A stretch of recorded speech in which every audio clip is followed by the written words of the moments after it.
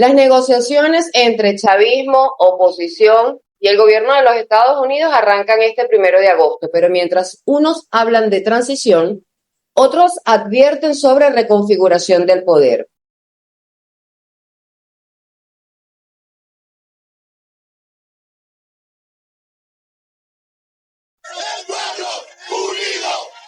Hoy conversamos en mi programa Cara a Cara con mi invitada del día, ella es la dirigente político Mercedes Malavé, quien ha defendido en muchas ocasiones el rol de la democracia y sobre todo de la reconfiguración institucional. Bienvenida a Impacto Venezuela, Mercedes, ¿cómo estás?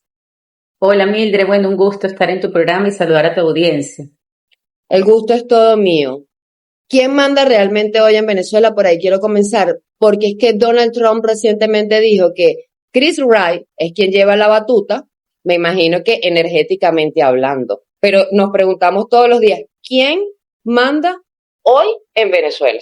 Bueno, yo creo que a partir del 3 de enero Estados Unidos asumió el control político y económico de Venezuela y lo asumió de una manera, yo he dicho varias veces, eh, asumiendo experiencias que han tenido en otro tipo de intervenciones en otros países del mundo, que aunque sean muy lejanos a Venezuela, le han dejado un aprendizaje, ¿no? Ellos a partir del 3 de enero asumieron el control, pero al mismo tiempo dejaron en el poder, en la cotidianidad del control al gobierno que estaba ejerciendo funciones, ¿no? Trump lo dijo muy claro desde el mismo día, el mismo 4 de enero, dijo, nosotros pensamos que ellos son los que tienen el control y si no los dejamos, pues este país se va a volver un caos, ¿no? Claro. Y también habló de María Corina, dijo, ella es muy querida, muy valiosa, pero no tiene el control, ¿no? No tiene capacidad de ejercer control en Venezuela. Bueno, a partir de esa declaración lo que hemos visto es el desarrollo de esa política, ¿no? En la que el gobierno ejerce funciones, controla ministerios, controla el poder judicial, el poder legislativo, las policías, la Guardia Nacional, etcétera, pero frente a una llamada de Estados Unidos, pues se alinea otra vez, en caso de que se esté desalineando o saliendo del guión, pues inmediatamente, pero en cuestión de segundos, o sea, de una declaración a otra, viran hacia lo que Estados Unidos considera que debe hacerse en Venezuela en líneas gruesas. Es verdad que ellos quizás no intervienen en particularidades diarias, pero en líneas gruesas sí tienen un control bastante estricto del país en todos sus ámbitos político y económico, ¿no? Mercedes, decir durante semanas que María Corina Machado sí va a estar, no va a estar, va a participar, no va a participar en las negociaciones para que finalmente Marco Rubio y la propia interlocutora que Washington aprobó, que es Dinora Figuera, digan, reconozcan el peso político de ella, pero no aclaren si realmente ella va a estar presente en las negociaciones porque ella está fuera del país o es que resulta que va a haber una designación, una persona va a estar, va a participar por ella. ¿Cómo ves ese escenario que ya lo que tenemos claro es que arrancan el 1 de agosto, que por cierto cada fin de semana, o sea, no sabemos más? Sí, hay un refrán popular que dice, donde manda capitán, no manda marinero, ¿no? Y es un poco lo que estamos viendo, ¿no? Aquí se le confió, se apostó, se delegó en Estados Unidos la responsabilidad y la misión de quebrar al gobierno nacional que estaba ejerciendo, que ejerce el poder de manera autoritaria, ¿no? Y bueno, llegó el capitán y decidió una serie de cosas de acuerdo con los que gobiernan. Yo creo, tengo la impresión, intuyo, no me consta, que una de las decisiones o de los acuerdos tácitos que hay es que María Corina no intervenga en la dinámica política venezolana, que ocurra una transición sin ella y ya más adelante se verá, ¿no? No es una novedad, o sea, cuando ocurren estos procesos de transición, por lo general los extremos quedan un poco excluidos, porque lo que se necesita es fortalecer el centro político, sobre todo cuando median intereses económicos muy grandes, contratos muy importantes que necesitan como la estabilidad del país y siempre está ese temor de que los extremos desestabilicen, ¿no? Entonces, bueno, pienso que eso es una cosa. Otra cosa que considero, Mildred, en Venezuela hay una crisis de soberanía. El fin de eso, si nos va a llevar a bien o a mal, todavía no lo sabemos. Muchas personas, entre ellas me incluyo, apostamos a que esta crisis de soberanía se va a resolver bien. Yo no creo que se resuelva mal, entre otras cosas porque la experiencia de Estados Unidos la ha demostrado que es mejor que ellos apoyen democracias a que apoyen gobiernos militares dictatoriales por largo tiempo. Mira lo que pasó con la primavera árabe, o sea, no les conviene, porque además esos gobiernos terminan reprimiendo y empobreciendo a la gente, producen diáspora, generan mucho descontento social, entonces a ellos les conviene una democracia controlada, una democracia dentro de su hemisferio, dentro de su política económica, una democracia que no le altere los planes económicos, que no vaya de la nacionalización a la privatización, que no invente cosas como la OPEP, que Estados Unidos nunca compartió. Bueno, pero les interesa una democracia. Entonces, ellos, esta crisis de soberanía pone en pausa el tema de la representatividad, porque al final la soberanía reside en el pueblo y el pueblo, cuando es soberano, elige a sus representantes, pero ahorita la soberanía está en pausa, por lo tanto la representatividad popular está en pausa. Entonces yo no creo que en estas negociaciones sea muy determinante que los actores que representan a los factores de oposición, que Estados Unidos ha dicho, bueno, quien representa a la oposición es la Asamblea Nacional. Bueno, pero es que ella no es representativa. No importa. El tema es que cuando no hay soberanía, cuando la soberanía no es el tema, el asunto principal, pues el tutor es el que escoge quién va a negociar, quién se va a sentar. Y Estados Unidos dijo, mira, yo reconozco a la institución. Despersonalizó, pues. Ellos despersonalizaron. Y dijeron, yo reconozco a la institución que se llama Asamblea Nacional 2015. Bueno, que eso es una entelequia, que ellos se dividieron, que ya no son, que eso ya el pueblo no sabe ni quiénes son. No importa, o sea, lo importante es que esa es la institución que Estados Unidos reconoce, Son así tres como mujeres, reconoce aquí al gobierno. Dora, Delcy y María Corina. Estamos hablando de tres mujeres. Sí, ¿no?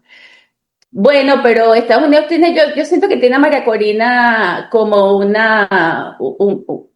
valor importante para presionar, pero que en este momento no la están considerando. Bueno, es la impresión que tengo, ¿no? Porque aunque las declaraciones, lógicamente, que pueden decir de ella, o sea, Premio Nobel de la Paz, tiene una lucha increíble, etcétera, pero en este momento, en su plan estratégico y en sus conversaciones con el gobierno para mantener el control, no, ella está fuera, pues, del panorama inmediato. Es mi impresión, es lo que considero. Claro, claro, claro. Por eso es que estamos haciendo análisis. Nadie tiene la verdad absoluta. Claro. Y más cuando Donald Trump hoy te dice A, mañana te dice B. Y entre ese B, el Estado 51. Tú hablas de soberanía, crees que se va a resolver por lo bueno, pero Trump habla de Venezuela y un Estado 51. Hay Sí, quienes lo apoyan, hay quienes, por supuesto, no. ¿Qué piensa Mercedes Malavé sobre eso?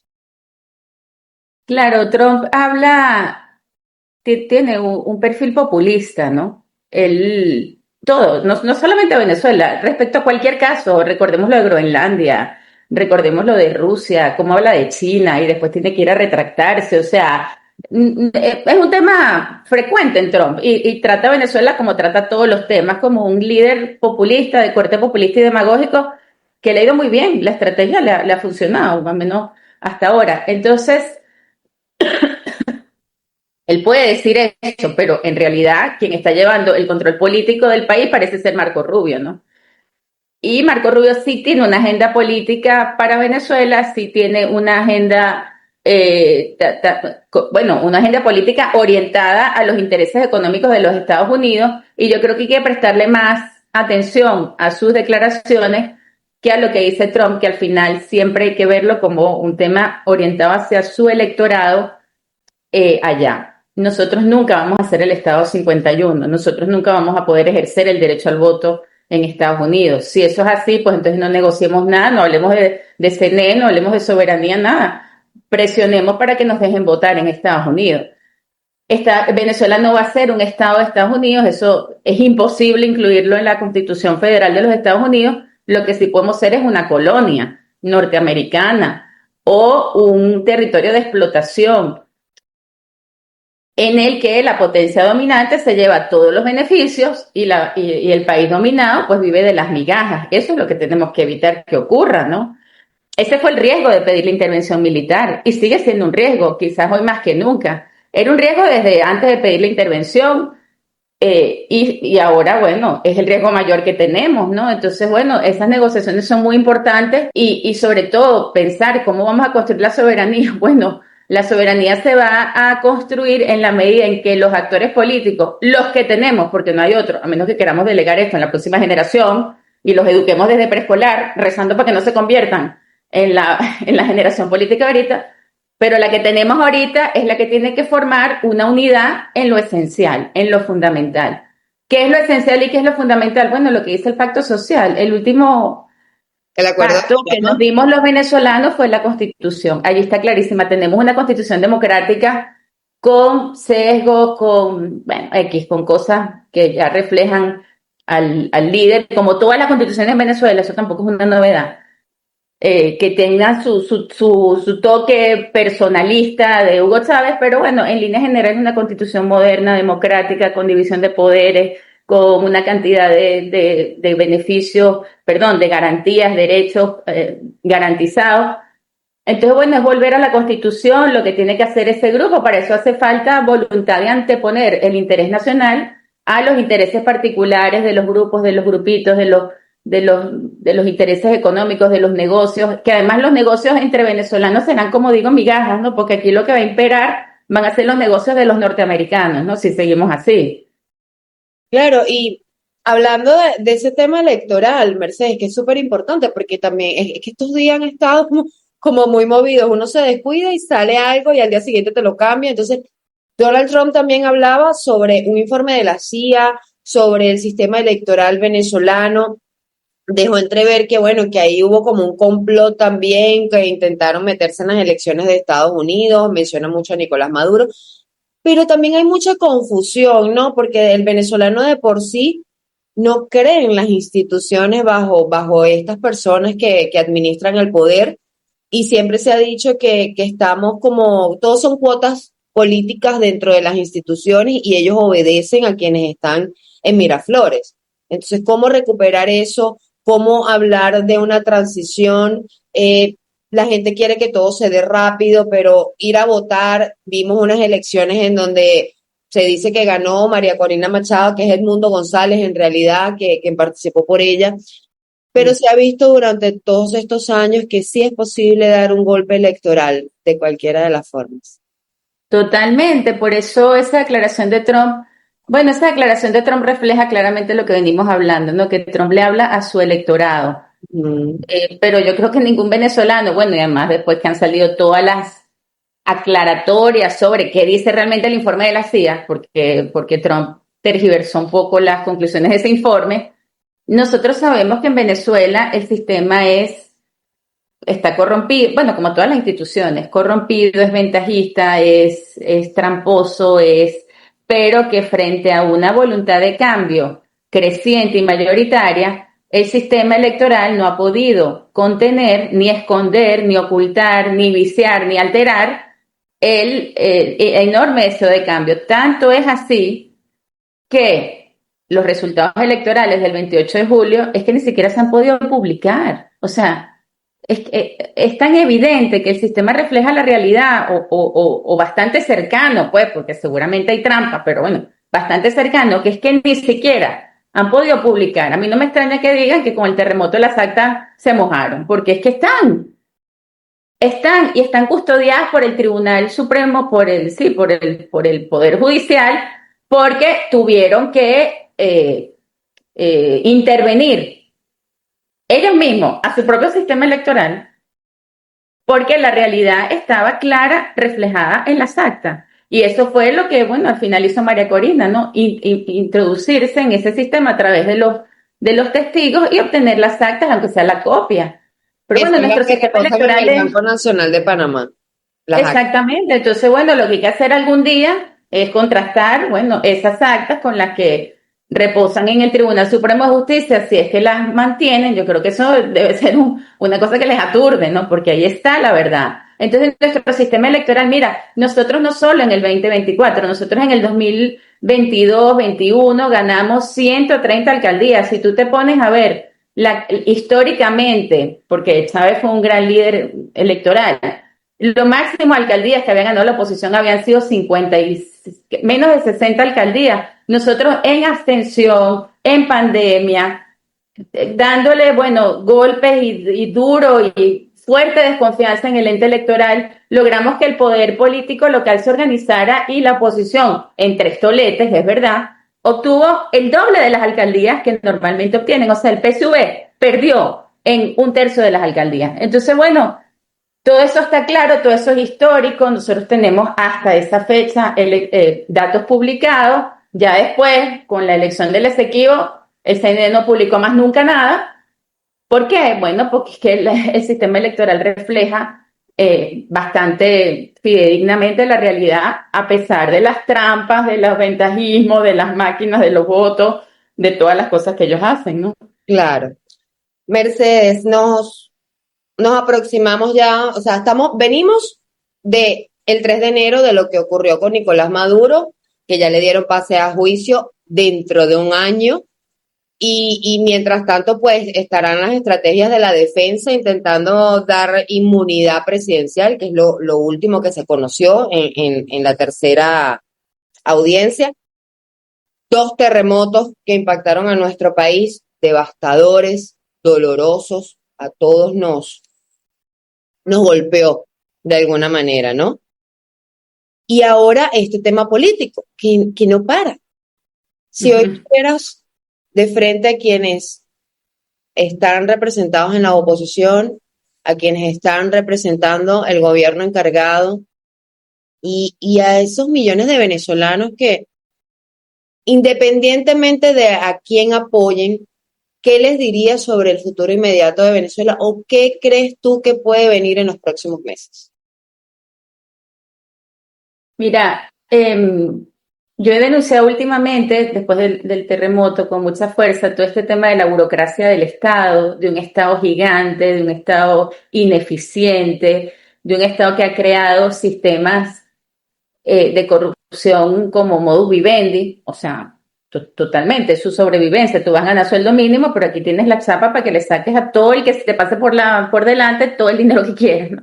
Y Claro. además intimidan, reprimen, ¿no? Porque amenazan con cosas penales cuando la justicia penal no tiene nada que ver con ese tipo de cuestiones administrativas del Estado. O sea, son dos sectores totalmente distintos, ¿no? El derecho administrativo y los temas los temas penales, pero bueno, aquí todo se mezcla, por todo te hablan de responsabilidad penal, las juntas de condominio aterrorizadas porque no están registradas en Sencamer, o sea, todo con el miedo del Estado perseguidor, o sea, de la justicia penal allí o la injusticia penal allí pendiente de a ver a quién mete preso, ¿no?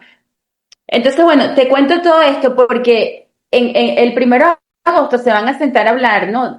Unos representantes del gobierno, unos representantes de la oposición, y tengo la impresión también, intuyo, que una de las cosas donde van a decir firme aquí, porque al final esto es un diálogo donde no hay mediador, aquí no hay mediador, ni hay facilitador, ni hay buenos oficios, aquí hay un tutor, un director, que necesita que se sienten esos dos sectores para que firmen una serie de cosas que están exigiendo empresas transnacionales, bueno, gente que está invirtiendo aquí no entiende qué tipo de república es esta, ven la Constitución, ven las leyes y dicen, bueno, pero ¿quién legisla? O sea, y Estados Unidos, que tiene intereses económicos, de vez en cuando le hacen recordar, o sea, le recuerdan, mira, pues que es un país, o sea, eso es un Estado con una Constitución, una república, que hay un montón de deudas con esas leyes. Entonces, bueno, creo que de las primeras cosas que van a decir firme aquí es con temas que tienen que ver con dinero, o sea, porque el dinero se necesita,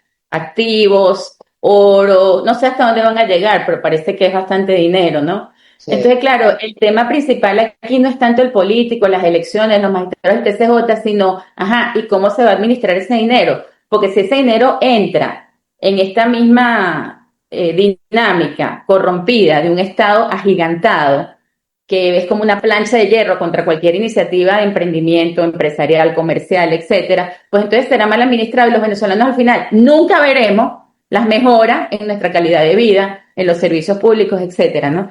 Entonces, yo creo que lo primero que hay que hacer es ver cómo se va a administrar el dinero. Y esto me recuerda el tema de Polonia. Polonia tuvo una dictadura militar soviética muy fuerte de un general que se llama Jaruzelski, y Lech Walesa, que era el líder de la oposición y era un sindicalista, pues el primer acuerdo que llegaron fue un acuerdo legislativo, ¿no? Ellos ganaron los pocos diputados que les dejaron elegir y a partir de allí se presionó para que se creara un gobierno que dirigiera la parte económica. Claro. Y el gobierno militar seguía teniendo control de la policía, del control, de lo que llamamos aquí Ministerio del Interior, ¿no? De la policía, de la guardia, del ejército, de política exterior, etcétera, pero la economía la empezó a llevar otra gente. Yo he dicho muchas veces, bueno, ¿por qué no se reúnen en esos primeros días, el 1 de agosto, no se escoge un gabinete de emergencia económica, acabas con esa cantidad de ministerios, eliminas la figura de las vicepresidencias sectoriales? Eso no existe en la Constitución, no está por ningún lado. Es un vicepresidente que no han escogido con el tema de que no han declarado la ausencia absoluta, cosa que ya, bueno.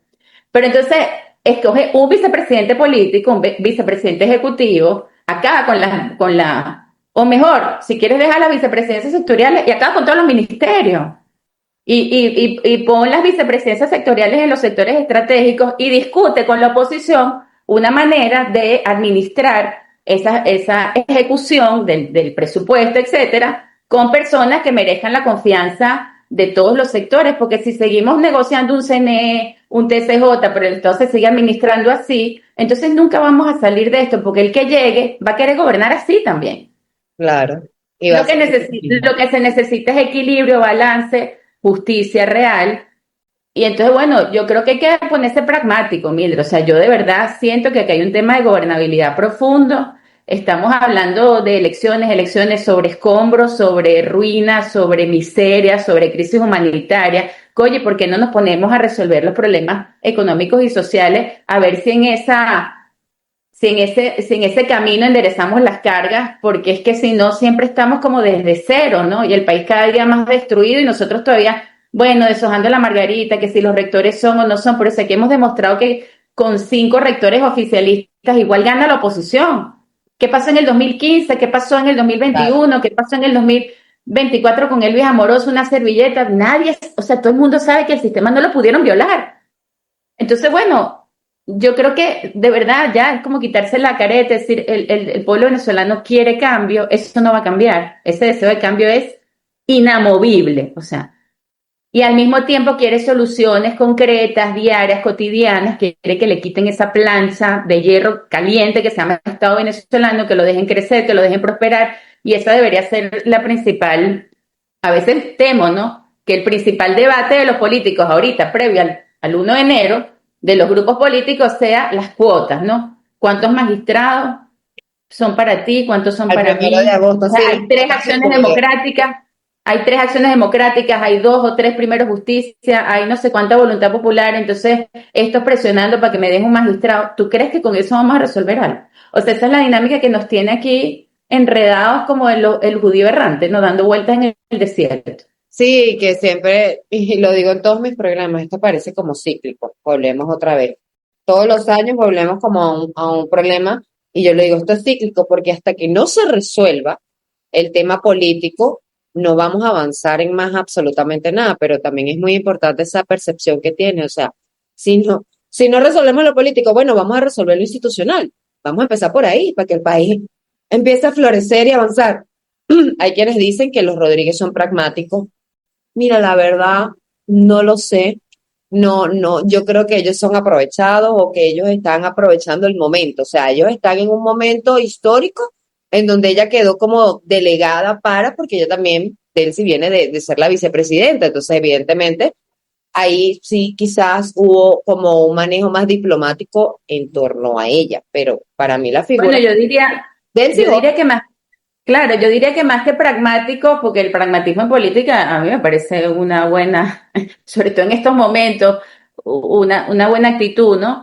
Pero más que pragmáticos parecen maniobreros, o sea, no es cuestión de hacer maniobras para ver cómo terminamos igual dando piruetas y cayendo igual en el mismo, sino realmente movernos para que el Estado pragmáticamente funcione, me caigas bien, me caigas mal, mira, es que yo no puedo trabajar contigo, bueno, tendremos que trabajar porque aquí hace falta pesos y contrapesos a la hora de administrar la plata.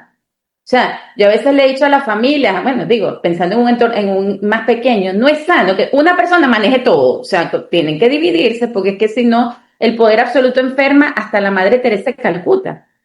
Entonces, bueno, esas son las cosas que deberíamos estar presionando también los venezolanos. Estamos muy lejos de esa mesa del 1 de agosto, por lo que hablé de soberanía, de representatividad, pero siempre podemos organizarnos. Yo a través de las redes, a veces me impresiona la cantidad de gente que me escribe por el privado, mira, denuncia esto, denuncia lo otro. Hay miedo a hablar.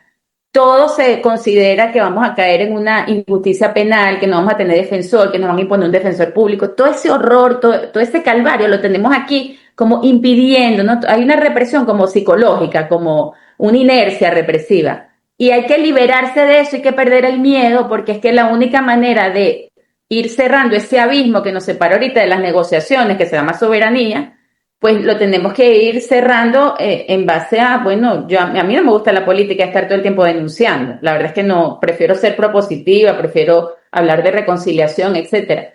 Pero a veces no queda más remedio que decir, mira, nosotros existimos, epa, aquí Claro. estos entes públicos nos están asfixiando, ¿no? Para ver si eso llega a donde tiene que llegar y se producen cambios institucionales, ¿no? Mercedes, para finalizar, elecciones dentro de un año, en 2027, presidenciales. ¿Lo ves viable? ¿Crees que esa fecha que proponen algunos sectores de Estados Unidos, del Congreso, es viable? ¿O es lo que más pronto se podría digerir? Porque todo el mundo dice, bueno, se pueden hacer elecciones ya, pero es que allá va, venimos de dos terremotos que todavía estamos levantando escombros y buscando restos de seres queridos, como hay otros que dicen, bueno, mientras unos recogen y más, otros van resolviendo el tema político electoral. ¿Cómo lo ves? Mira, yo lo veo así. El sistema electoral escombroso que tenemos, viciado, malicioso, mediocre, es competitivo. Hasta en ese estado de cosas es competitivo para el cambio. Porque el deseo de cambio es tan grande, que no, o sea, no hay manera de ocultarlo. Si votan 100, será evidente el deseo de cambio. Si votan 10 millones, será más evidente. Pero es que el deseo de cambio, si ya se demostró que en La Guaira, un estado muy chavista, pues ganó, barrió la oposición, es que ya es una cosa, el deseo de cambio es de todos los sectores del país. O sea que yo creo que técnicamente el sistema. Ahora, ¿qué es lo que retarda esto? Los acuerdos políticos. ¿Cómo quedan los perdedores? ¿Qué garantías tienen de que no van a ser perseguidos, de que se va a respetar su derecho a existir, de que no va a haber un ensañamiento judicial, de que no va, bueno, de que va a haber verdadera justicia cuando ellos saben que destruyeron el poder judicial, de que, bueno, X, o sea, tantas cosas, ¿no? Eso es lo que retrasa el tema electoral, no son las máquinas, no son los rectores, no son los empleados del CNE, no es el cronograma. Yo siento que todo eso, de verdad, si hubiese voluntad política y si hubiese claridad de garantías políticas para todos, pues las elecciones las podrían hacer cuando ya serán un trámite, pues, porque ya se va a saber además que si se organiza la oposición alrededor de un candidato, pues ese candidato va a ser mayoritariamente acogido por los venezolanos y votado, ¿no? Es un tema político, de acuerdos políticos y la voluntad política, mira, lamentablemente, ¿no? Tuvo que haber una intervención militar extranjera para ver si la voluntad política empieza a dar sus manifestaciones de que tenemos que convivir y coexistir según nuestra constitución, a menos que, no sé, que se eliminen los partidos y se decrete que aquí es un partido único, pero hasta ahora eso no lo han podido hacer, o sea que es una constitución democrática. El artículo 5 dice, el gobierno, o el 6, el gobierno de Venezuela y las entidades políticas que la conforman es y será siempre democrático, participativo, electivo, pluralista, responsable, alternativo y de mandatos revocables. Bueno, nada de eso lo estamos cumpliendo.